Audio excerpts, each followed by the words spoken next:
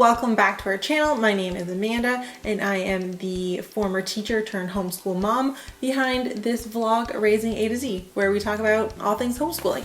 And that was Zoe. She is my 3-year-old. She is a preschooler this year. That makes this video very timely because we're also talking about preschooling today.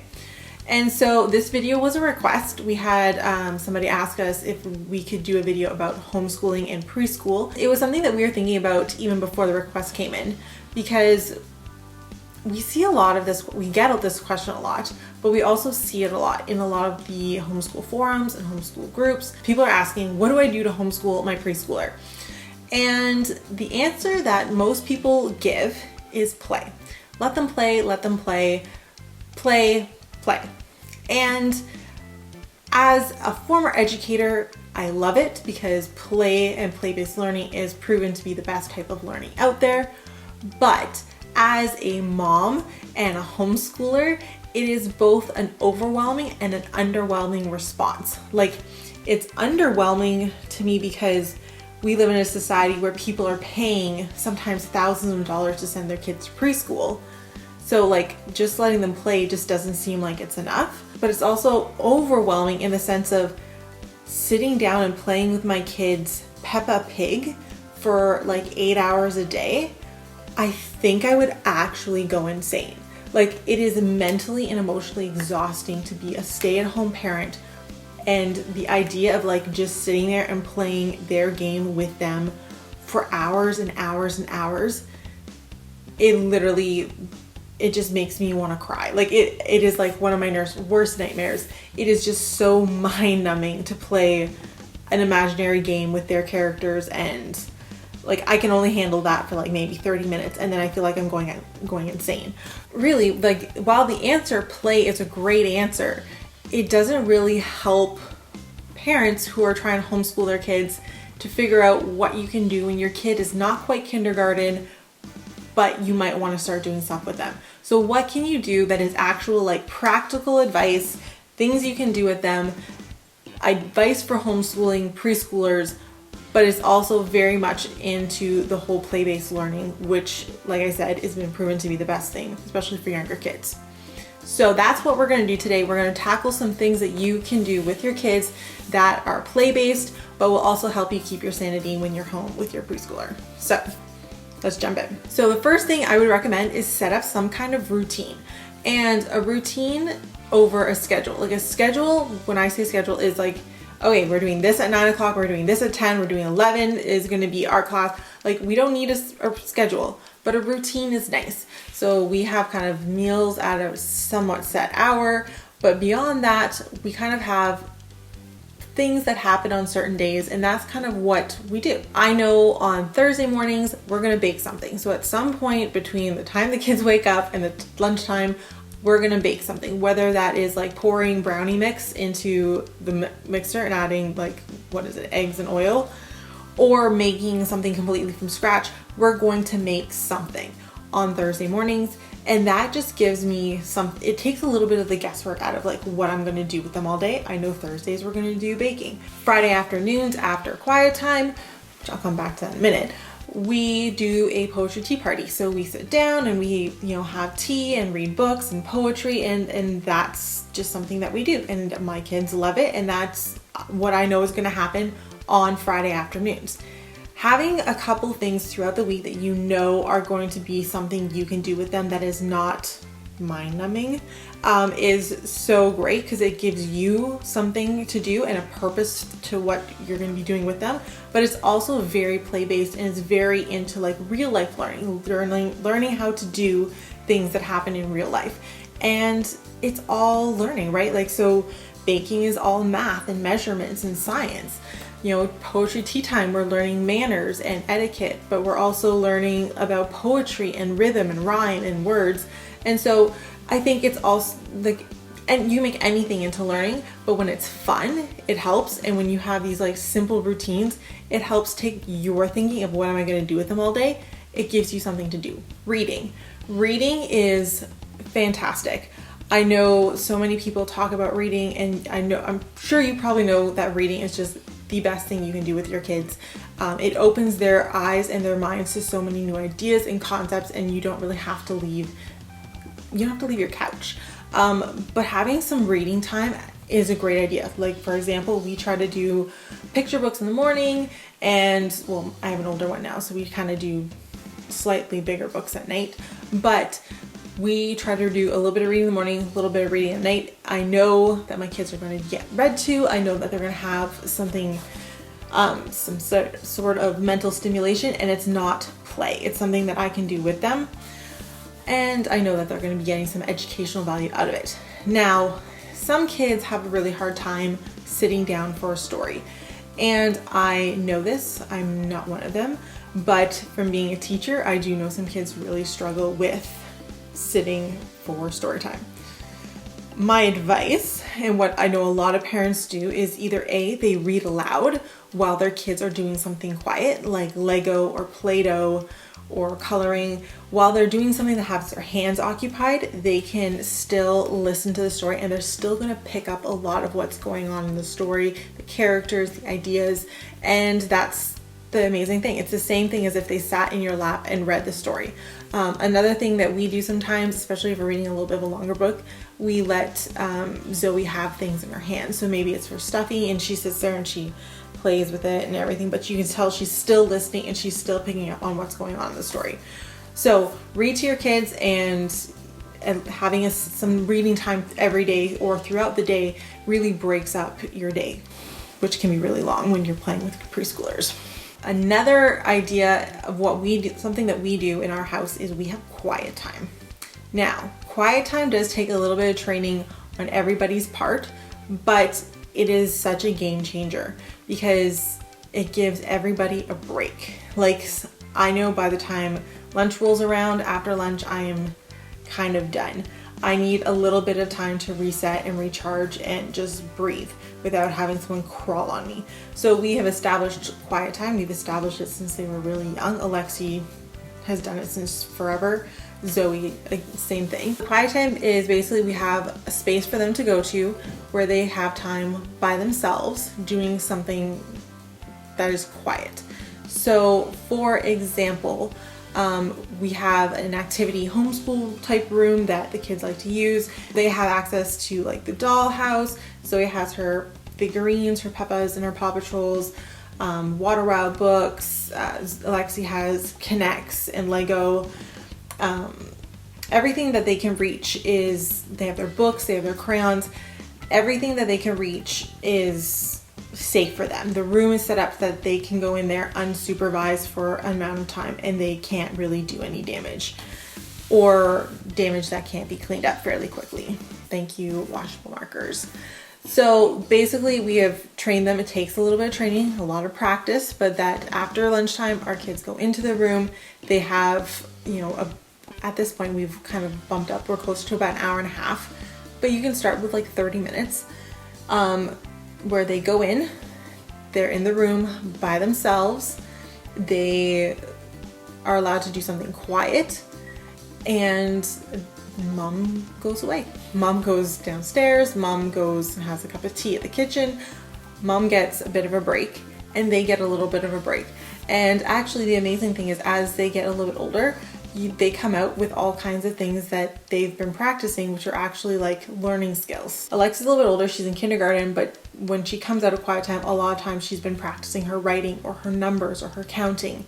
And she shows it through different things that she's been doing. Zoe does a lot of like character play and like plots and storylines. So having that quiet time gives them a break from me, gives me a break from them.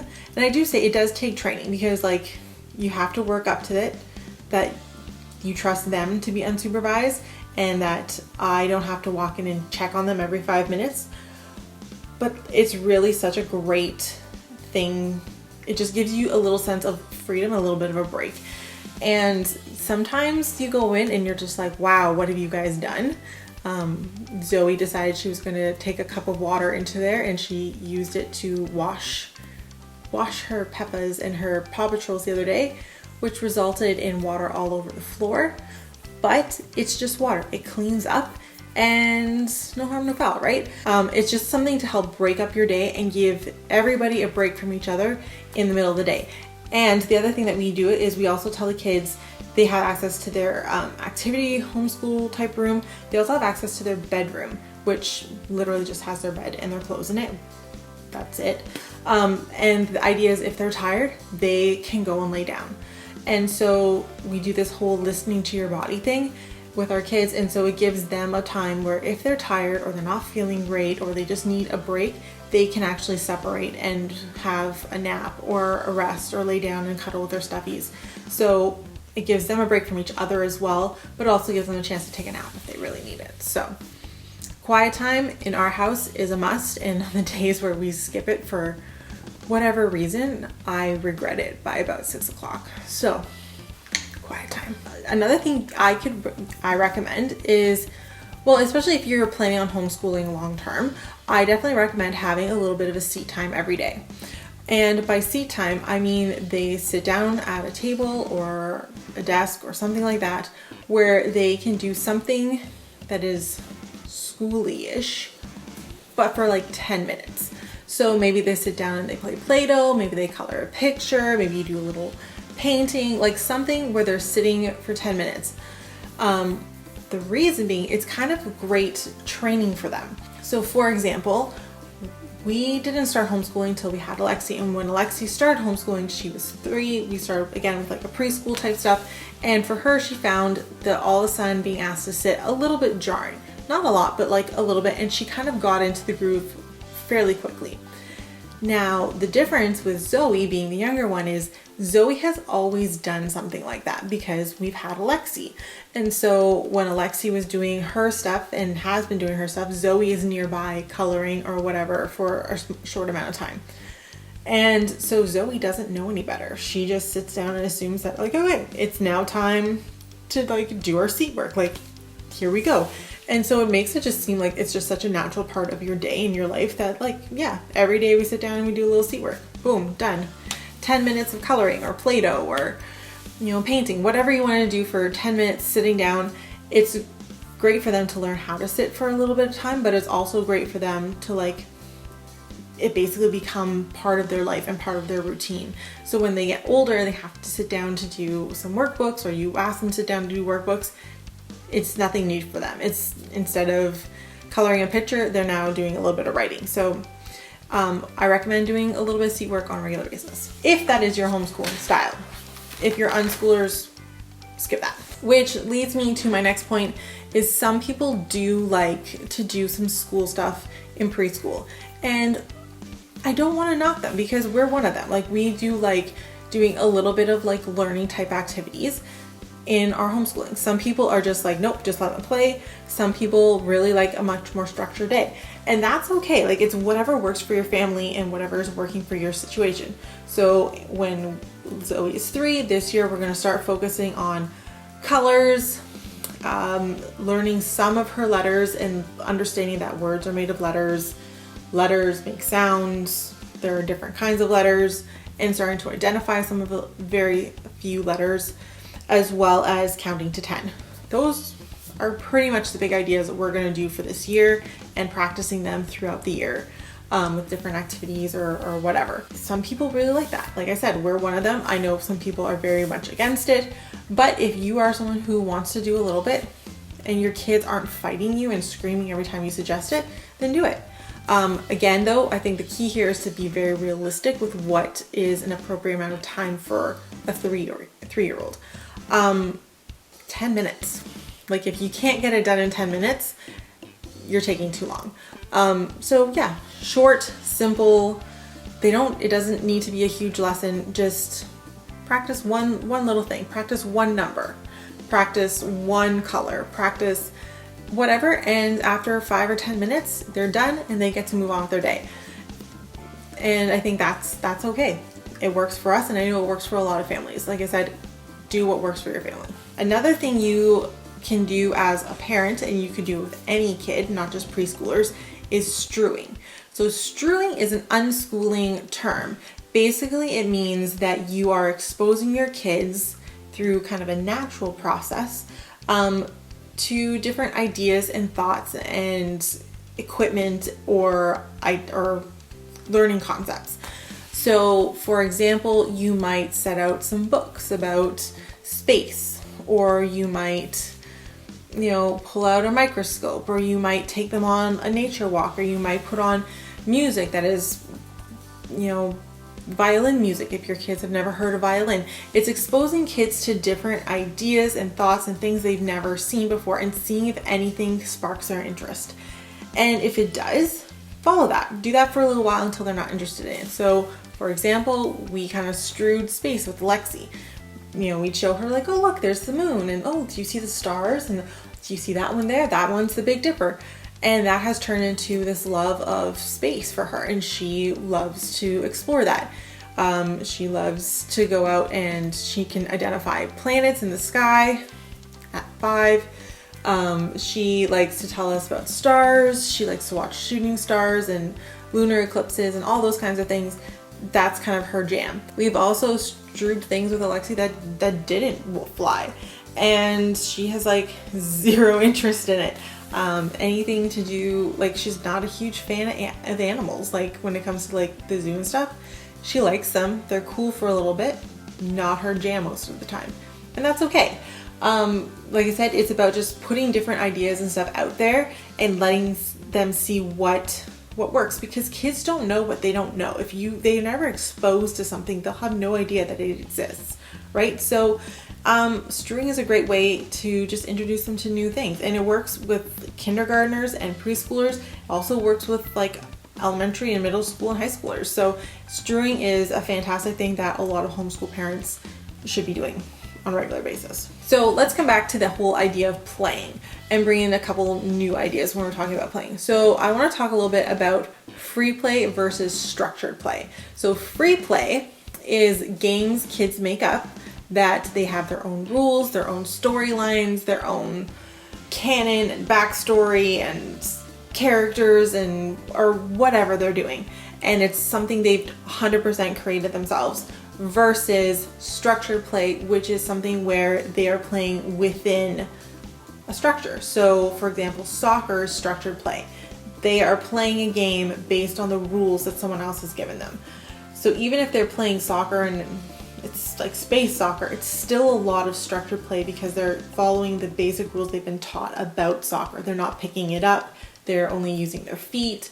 It has to go into a certain goal to make a point. That is structured play.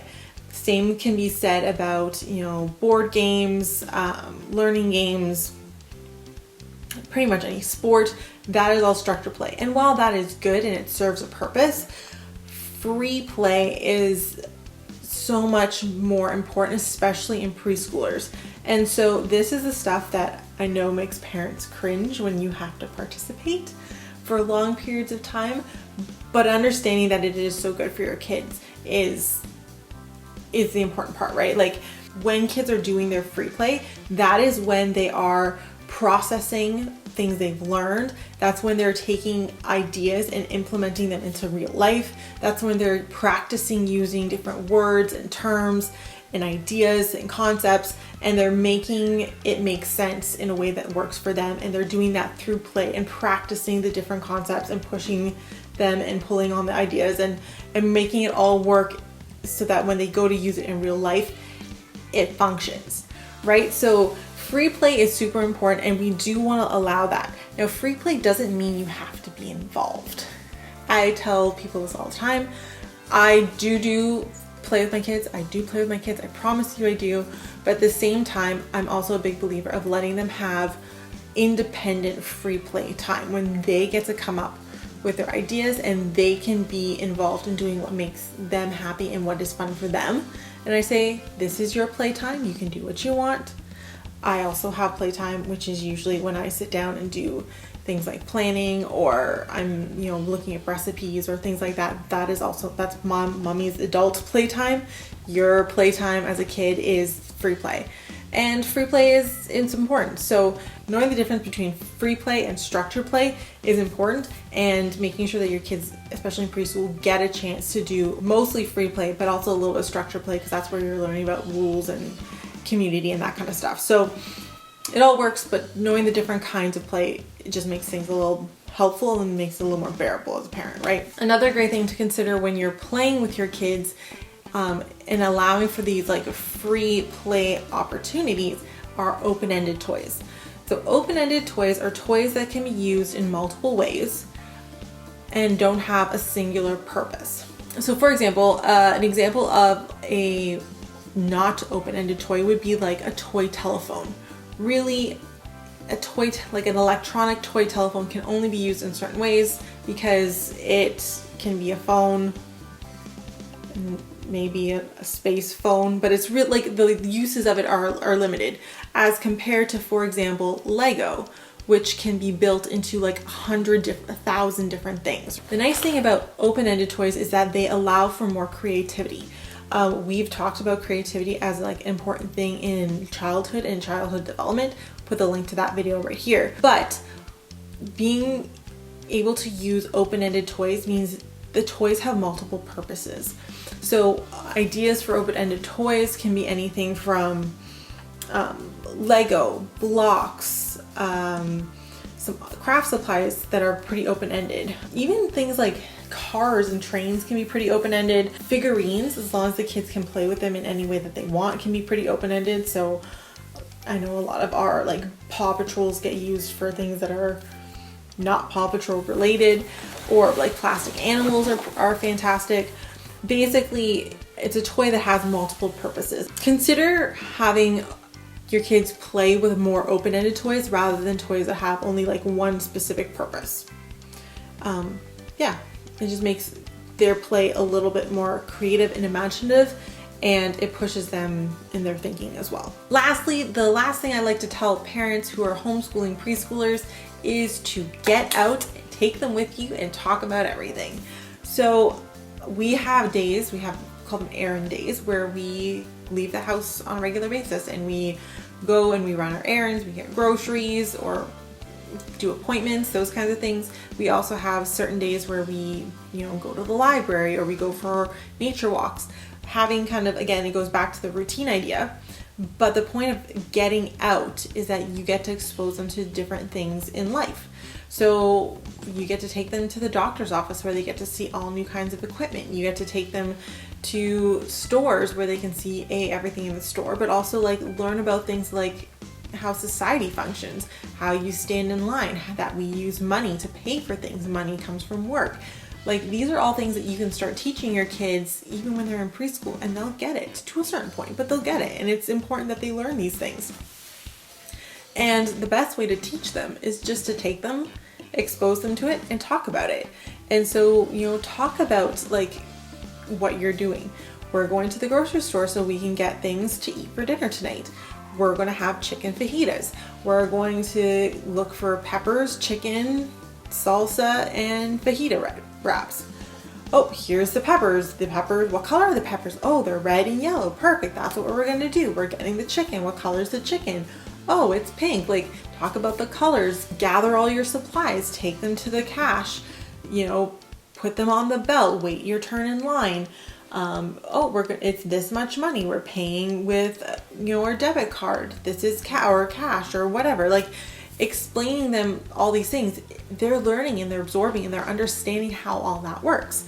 And so consider, just talk about everything. Take them for a nature walk and show them things in nature. Show them different plants and animals and rocks and trees and clouds, and ask them questions like, what do you think? What are you seeing? What do you think is interesting right now? What do you have a question about? And just expose them to the whole world, because that's how they're going to find things that they love and are interested in. And when it matters to their lives and what they're doing, it's so much more entertaining and interesting for them.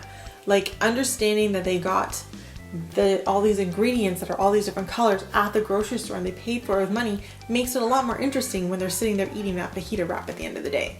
You know what I'm saying? Homeschooling preschoolers should be fun. It should be interesting. It should be play-based, but play-based doesn't mean sitting around playing Paw Patrols for the 20th hour in a row. It is exciting and it's a wonderful experience. Again, I'm getting excited to do it again with Zoe, and I've already done it with Alexi, and we're just excited that we could help share all these ideas with you guys. So I hope that this video was full of information that you guys find useful and practical and can really help you when it comes to homeschooling your preschooler. If you like this video and other videos that we make, please subscribe, click the bell. We put out new videos every week, usually Monday mornings. And if you're interested, you can follow us on Facebook and Instagram, where you can get a glimpse into our daily lives and where you can send us a DM or a comment or a request like this video. And you can also sign up for our newsletter, where we send out tips, tricks, links, resources, all about homeschooling. So check that out too. So thank you for watching, and we'll see you guys next week.